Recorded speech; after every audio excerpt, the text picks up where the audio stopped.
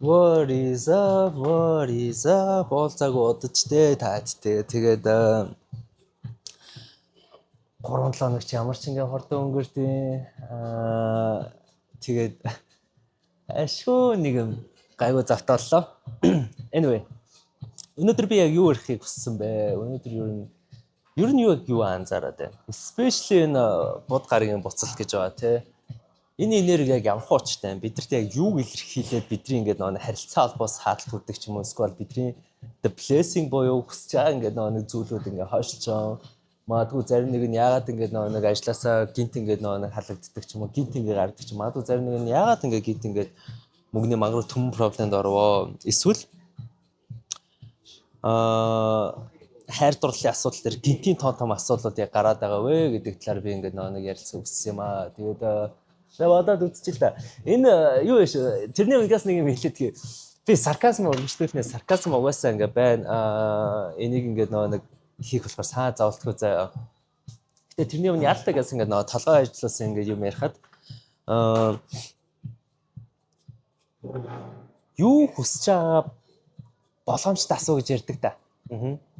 Яг бод гарагийн буцалж яг тиймэрхүү очтой байхгүй. Чи яг юу хүсэж байгаа боломжтой байх хэрэгтэй шүү хамаа юу гэдэг. Яагаад вэ үйлчлээ те.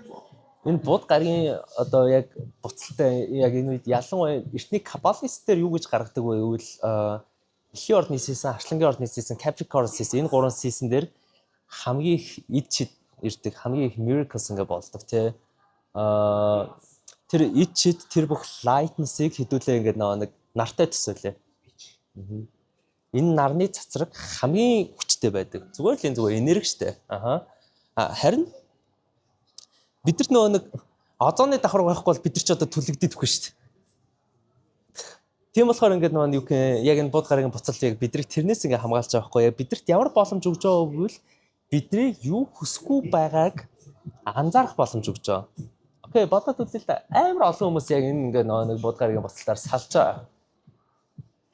Миний таротын ингээд юу гэх ингээд ачаал бүр ингээд нэг бүр хит дахин нэмэгдсэн. Тэгээд би ч ингээд өдөрт ингээд 3-аас дээш хүн үздэг.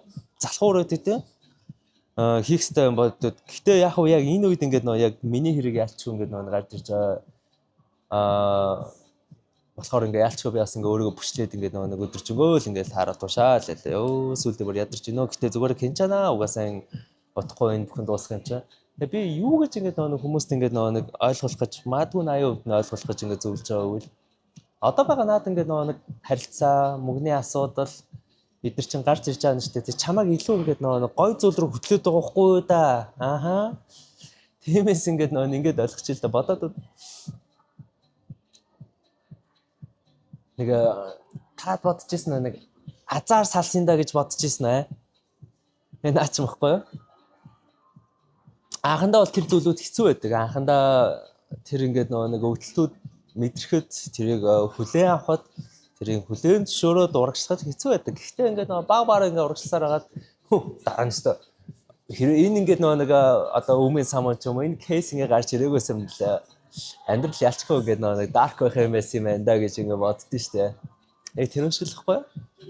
Тэгэхээр ингээд нэг яг одоо бид нэр шин зүйл эхлүүлэхээс илүүтэйгээр шинэ харилцаа, шинэ зүйл, шинэ боломжийг эрэлхийцээ илүүхээр надад яг ямар зүйл дутуу байна гэдгийг анзаарах цаг ч юм байхгүй юу? Окей. Think of that заяа. Хайр дээр ярьж үзье л да. Хайр дээр ингээл нэг хэрүүлээ ингээ хоёр ингээ хийгээд байгааз эсвэл 3 4 5 удаа ингээ нэг хэрүүл хийгээл тэрнээсээ хойш 3 4 5 удаа салдаг ч юм аа тий. 5 заал хийлээ. Хиндэ гоё яжаал гээл дараа нь дахиж нэг фестивалсныг салаалаа. Наа ч болохоор бод гараг дээр ингээд дийлж байгаа. Одоо чиний хүсэж байгаа зүйл чинь хэд дахин нуглагдаж ирэх болохоор наатаха анзаар гэж хэлээд байгаа байхгүй юу? Бид нэр хүсэж байгаа зүйл гэхээр нэг зүйлийг заавал анзаарах хэрэгтэй. Тэр нь гоё зүйл биш ээдэг байхгүй да. Бид нэр зодооны хүсэж болно, бид нар драма хүсэж болно, бид нар өвдөлтийг хүсэж болдог байхгүй юу да. Зүгээр бид нар анзаараагүй хүсчдэг. Тиймээс ингээд бод гараа ингээд яг тэр хүслийг чинь даблтах гээд байгаа болохоор хамааяа одоо наад ингээд мэдрэмжээ наад юу манифест хийгээд ингээд нэг анзаараа гэсэн тохио байхгүй. Тиймээс яг одоо ингээд чи магадгүй financial хэцүү асуудал орсон байж магадгүй. Энэ үед ингээд нөгөө юу гэх чи лаг буюу дутагдсан амар хэцүү байгаа ингээд мэдрэмжтэйгээ явах юм бол бод гарагийн дараа штэ тий. Чи бүр амар financial хэцүү байдалд орохгүй юу? Чи яг одоо ингээд нөгөө break up ингээд үзээд хайртай хүнээс ингээд салжилаа гэж бодъё л доо. Чи наатаа ингээд даваагүй засаагүй л штэ тий. Бод гарагийн дараа наатаа чи 2 үржүүлчих гээд байгаа байхгүй зүгээр харах банаар л тэгээ бодож байгаа. Окей. Тиймээс ингээд нөгөө юу гээгүү яг энэ үед амьдралаа ингээд реформ хийх цаг. Шин зүйл эхлээд байх шаардлага байхгүй зүгээр реформ хий. Аха. Хэрэв чи хинэгнээс ингээд өнөөдөр ингээд нөгөө салсан бол тэрийг хүлээн зөвшөөрөөд тэр хүнийг уучлаад тэр хүнийг тавьж явуулаад хойноос нь ингээд нөгөө өөрийнх нь шинэ амьдрал шинэ сайн сайхны төлөө ингээд нөгөө өөрийгөө бүтээх цаг болохоос биш. Архуугаа алгасан даа. Шүн ингээд нөгөө залгамаа чи байс болохоор би fuck. Тэгэж болохгүй. Тэгэх юм бол ингээд бод гараг буцаад хэвийн хөдөлгөөнд орохдоо наатаа ингээд 2 үржилдэж шүү. Зүгээр одоо зүгээр ингээд нөгөө хүн болгоныг уучлаад хүн болгонд одоо нөгөө creative буюу бүтээгч байх цаг.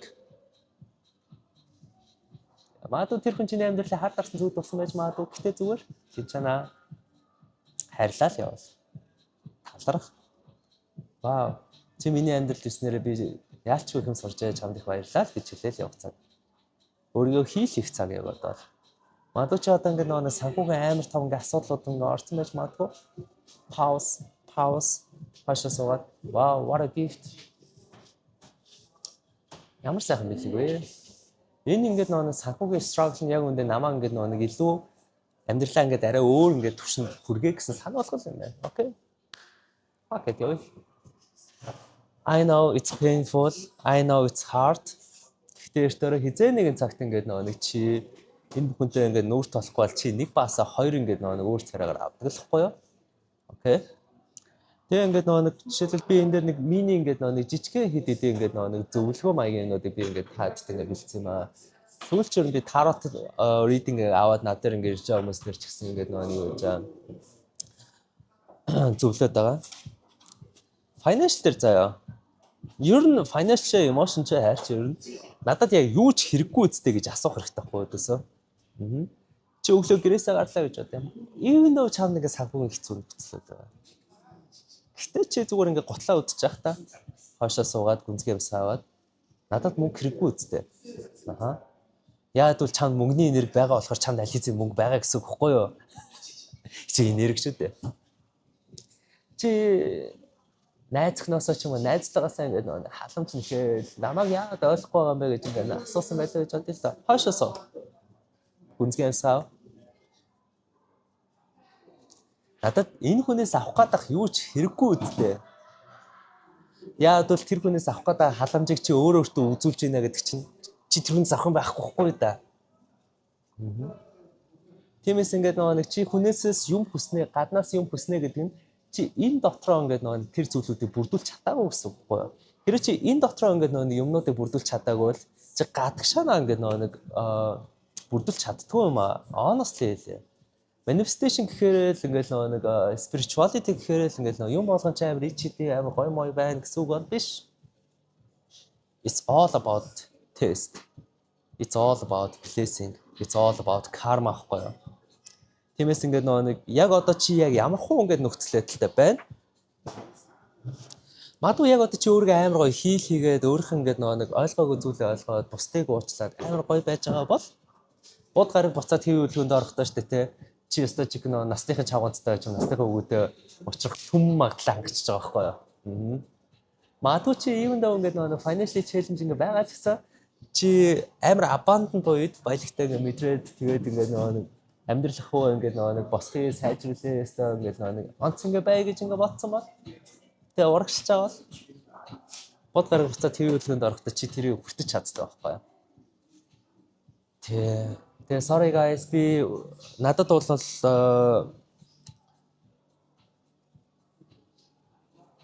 та бүхэнтэй ингээд нэг хуваалцаад айгүй wisdom мэдлэг эдрийг ингээд нэг хуваалцахыг айгүй хүссэн ч гэсэн яалч нэг том сэдв надад бас ингээд нэг яалч ингээд нэг ядарч байгаа болохоор би чадхаараа ингээд нэг юу вэ юу энд ингээд дуусгая. Тэгээ би чадхаараа одоо дараагийн бичлэг ингээд нөгөө сайн чанартай илүү ухаалгаар хийх гэж орлоо. Гэхдээ яалтч бас нэг миний нөгөө таротой ачаал бүр хит дахих хэвчээ. Тийм болохоор би нөгөө ялч ядраад ингээд нэг энерги ингээд нэг дрейн ингээд болж байгаа. Even though та өөртөө бас ингээд нэг тарот тууштай хүмүүс бас ингээд бичээ. Тарот туушгаар ерөөсөө ялч ядарч шүү дээ. Гэтэ би бол нийгэмдээ чадхаараа сервис үзүүлж байна. Гэтэ даа чи энэ одоогийн зүгээр нөхцөл байдал дээр ингээд нэг хязгаарлалт нөхцөл байгаа болохоор та намайг ойлгоорой. Тэгээд үргэлж надтай хамт идэх баярлалаа. Би дараагийн бичлэгүүдийг цаг нь болохоор ингээд аягүй сайн хийнэ. Би таадаас бол YouTube-ээс хизээч холдохгүй, окей. Тэрийг бол харин авалчаа. Зүгээр яг зүгээр хугацаалж авах ингээл л да. Гэтэ яхаа би бол холдохгүй шүү за. Тэгээ хамтдаа ингээд нэг байсан баярлалаа. Тэгээд үнэхээр ингээд нэг ойлгохгүй байгаа зүйл мөл ингээд байвал ингээд цаа зовлгоор манай кофе шоп дээр ирэл надтай ирэл ингээд нэг яах вэ хүүгээд ингээд нэг зүйлээ авах усч зүгээр дэрчихгүй юу? Би бэлэн байгаа. Тэгээд stay blessed та чадна. Тэгээд manifestation-ы номер 1 vibration.